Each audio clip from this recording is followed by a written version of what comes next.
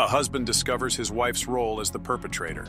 I can't see her doing something like that. I mean, she's super intelligent. Hell no. No. No. Introducing Zach MacArthurs, who is about to encounter a harsh reality. That's just sloppy. I mean, that's sloppy shit. It's terrible. This was the exact moment when Zach MacArthur's world came crashing down, and an unfathomable truth dawned upon him. In a twist of fate, he discovered the unthinkable. His beloved wife, Ashley MacArthur, was the perpetrator behind a heinous and tragic incident. The chilling discovery unfolded when law enforcement stumbled upon the incident site where Taylor Wright, a close friend of Ashley, was lying motionless within the confines of their own property. As the police's suspicions grew stronger, pointing squarely at Ashley as the prime suspect, Zach passionately resisted the grim reality unfolding before his eyes. Unwilling to accept the accusations levied against the woman he cherished, he fervently clung to the remnants of his shattered faith in her innocence. However, unbeknownst to Zach, an unforeseen revelation awaited him within the walls of the interrogation room. A revelation that would deliver an earth-shattering blow, forever altering the trajectory of his existence.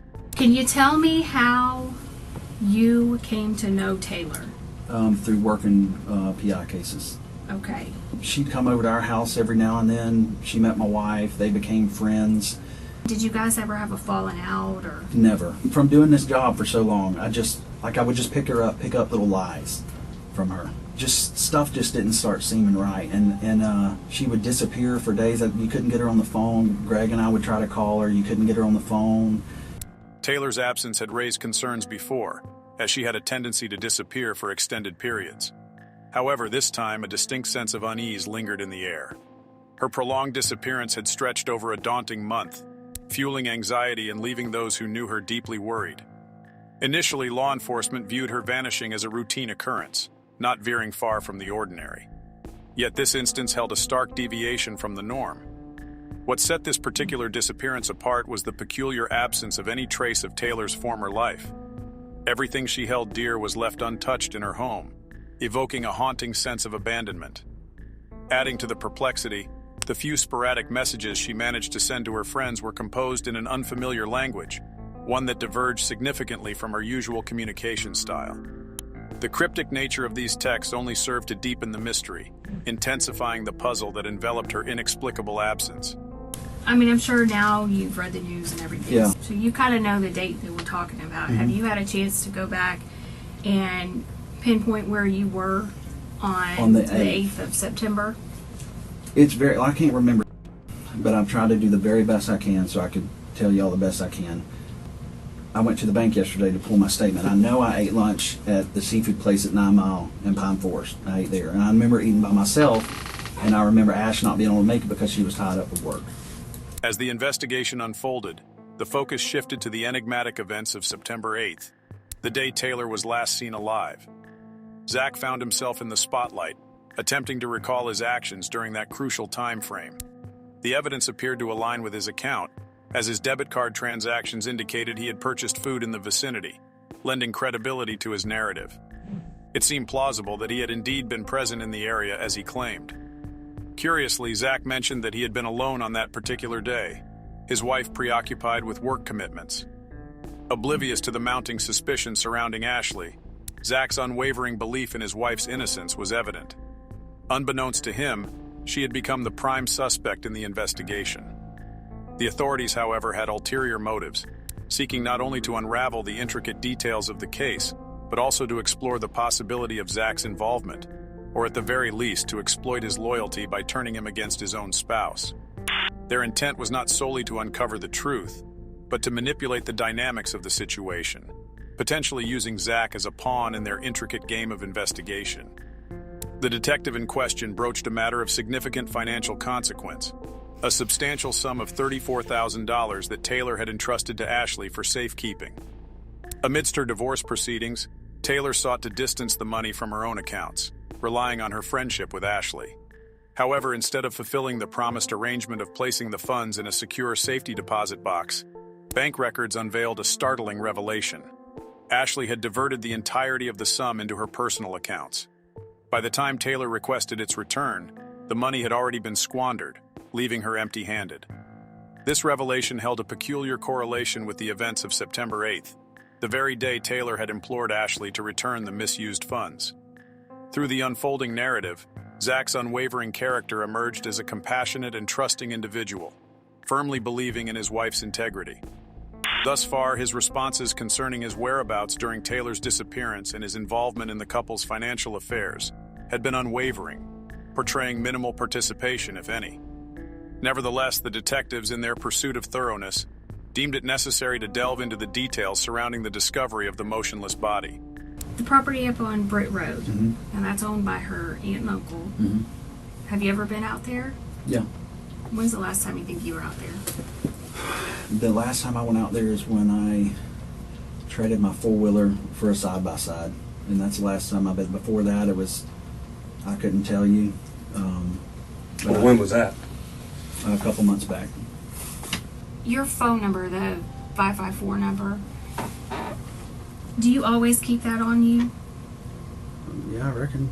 Do you ever loan it out to anybody? No. Okay. No. Would you Never. ever loan it to anybody? Or No. do you remember Ashley ever using it, taking it with her? No. Never. Okay, did it ever get lost or stolen or anything and get replaced? No, not that I recall. Okay. Indeed, seemingly minor details can often hold profound significance in unraveling the truth of a case. In this particular investigation, phone records emerged as a crucial linchpin. They provided compelling evidence pointing towards Ashley's involvement. Notably, the records indicated that Ashley was present on the property where Taylor's motionless body was discovered on the 8th of September. Adding to the intrigue, Taylor's phone activity was traced to a wedding attended by Ashley the very next day. Strangely, Taylor's physical presence at the wedding or any other location thereafter remained absent, raising further questions about her mysterious fate. Within the confines of Zach's limited understanding of the case, he remained unaware of the extent of evidence accumulated against his wife. Oblivious to the mounting suspicions, Zach staunchly defended himself, cooperating with the detectives in the hope of shedding light on the truth. In this pursuit, the detectives, recognizing Zach's willingness to engage, decided to delve into the realm of physical evidence, aiming to ascertain any potential links to Zach through his phone records. Their objective was to eliminate any ambiguity, ensuring that if any suspicious activities were uncovered, there would be irrefutable proof connecting Zach to the phone in question. Do you own any 9mm Yeah. handguns? What kinds? A Glock. Just one or Yeah. I've got a lot of guns, so Mhm. a lot. I think one Glock 9, what model? 19. 19? Okay. Do you know how Taylor died? Yeah, for Ackerman told me that the girl was shot, and he heard that from Molchan. So Ackerman told you and he got it from Molchan? Yeah. Okay. Did he elaborate on anything else? He just said that they thought the girl was shot. Okay. Did you ever buy Ashley a gun or anything of that nature? Man, over the years, yeah. Yeah. I bought her a 380 one time, What kind? PPK. Okay. And does she carry a firearm? I haven't seen her one in quite a while. Not at all. Mm-mm. Do you own a 38 I- airweight? Yes. And she used to, that's the last thing I ever remember seeing her with was a 38 airweight. And that was, I haven't seen her with that in I don't know how long. I mean, I'm interested. Did you kill or participate in Absolutely the death not. of... I would Let him never. finish this question. Okay. Whatever. Did you kill or participate, or do you have any knowledge? Zero, Jason. Absolutely none.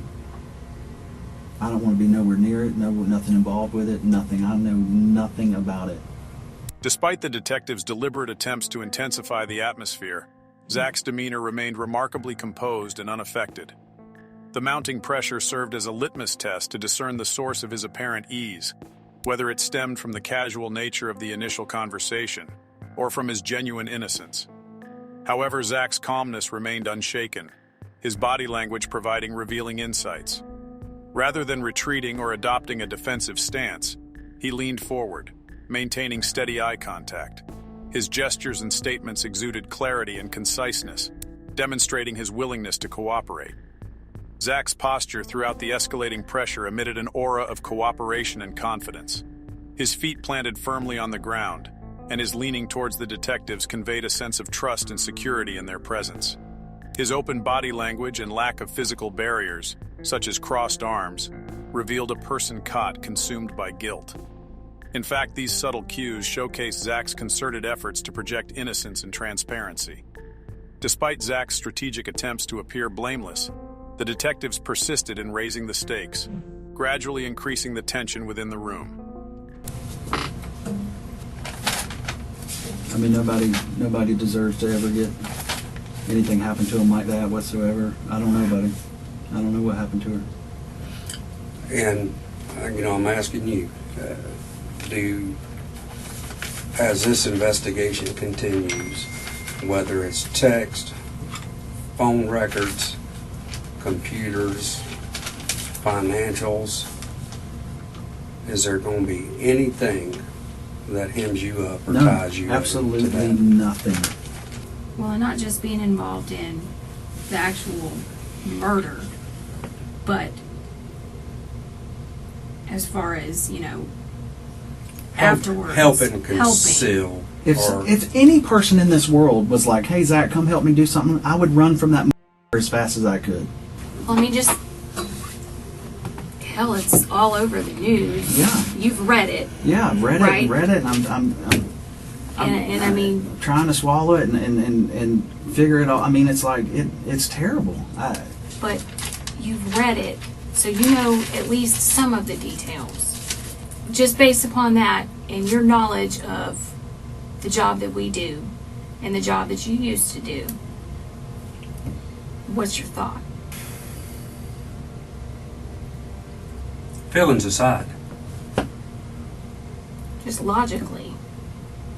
I can't see her doing something like that. I mean, she's super intelligent. She's got a Master's degree. Yeah, or is it master's or I don't know, one of the two. And that's just sloppy. I mean, that's sloppy. I can't see her doing that. In Zach's mind, a riotous battle raged between his deep desire to protect the image of his wife and the mounting evidence against her. As a seasoned private investigator, he couldn't dismiss the weight of the facts staring him in the face. The bank statements, cell phone records, and even the surveillance footage capturing Ashley purchasing the very cement used to conceal Taylor's grave presented an undeniable mosaic of incrimination. Though emotionally tricky to fathom, the logical weight of the evidence seemed to be pushing Zach toward an inescapable conclusion. At this critical juncture, Zach's contemplation led him to consult with his lawyer, seeking guidance and legal counsel. After careful deliberation, he made the momentous decision to sign a search warrant, granting the detectives access to his cell phone records. This act demonstrated his commitment to uncovering the truth and cooperating fully with the investigation. Consequently, as the thorough examination of the evidence unfolded, Zach's innocence was affirmed, clearing his name from any involvement in the tragic events. However, the same cannot be said for Ashley, as the mounting evidence against her painted a different picture. The weight of the incriminating facts eventually led to her being implicated in the crime, resulting in a separate and divergent fate for her. We, the jury, find the defendant, Ashley MacArthur, guilty of first-degree premeditated murder with a firearm as charged in the indictment. Following the legal proceedings, Ashley MacArthur faced the consequences of her actions. She was sentenced to life imprisonment, with a mandatory minimum term of 25 years. The weight of the evidence and the gravity of her crimes deemed this punishment necessary, ensuring that she would spend a significant portion of her life confined behind bars, separated from her husband. Now Zach finds himself navigating a new reality, one where his wife's true nature has been exposed and justice has been served. The sentence pronounced by the court has irreversibly altered the course of their lives, leaving Zach to grapple with the aftermath of this harrowing ordeal. As he moves forward, he must confront the challenge of rebuilding his life while coping with the profound emotional repercussions caused by the revelations surrounding his wife's actions. As we delve deeper into the mysteries and uncover the truth, your support drives us to keep investigating the unknown. Don't miss out on our upcoming discoveries. Hit subscribe and join us in unraveling the enigma together.